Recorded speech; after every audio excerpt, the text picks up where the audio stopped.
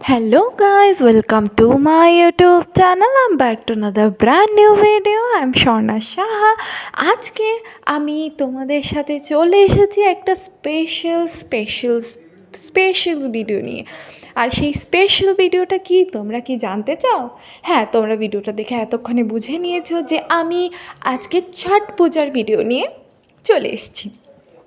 ছটি মাইয়ার পূজা বা সূর্য দেবতার পুজো করা হয় এই দিনে, এটাকেই বলা হয় ছট পূজা। আর ছট পূজার যে রিচুয়ালগুলো সেগুলো অনেক ইজি হলেও ছট পূজার বিধি এবং বিধানগুলো কিন্তু খুবই কঠিন। কারণ ছট পূজার দিন একটা মানুষকে যে ছট পূজা করছে সে অনেকক্ষণ যাবৎ উপোস থাকে। আমার যতটুকু আইডিয়া আছে এতক্ষণ ধরে উপোস থাকে না, 36 ঘন্টা তো হয়েই যায় ছট পূজার উপোসে। যেমন পুরো আজকে দিনটা পুরো যিনি ছট পুজো করেছে তিনি পুরো দিন উপোস ছিল।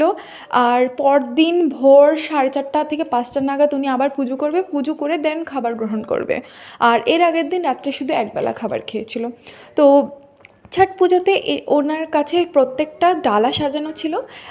ওনারা আমাকে বলে যে বাড়িতে যতগুলো ছেলে আছে প্রত্যেকটা ছেলের নামে একটা করে ডালা দেওয়া হয় আর কলার এই কাঁদিগুলো দেওয়া হয়।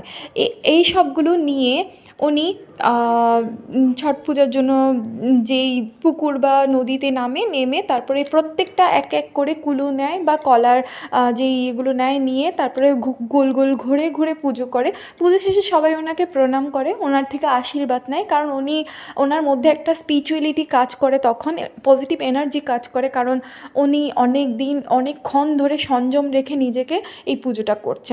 তো আমিও সেজেগুজে চলে গেছিলাম। আমার ভিডিওটা এতটুকু অবধি। যদি তোমাদের ভালো লেগে থাকে please do like, comment, subscribe my YouTube channel. Thank you for watching and bye by.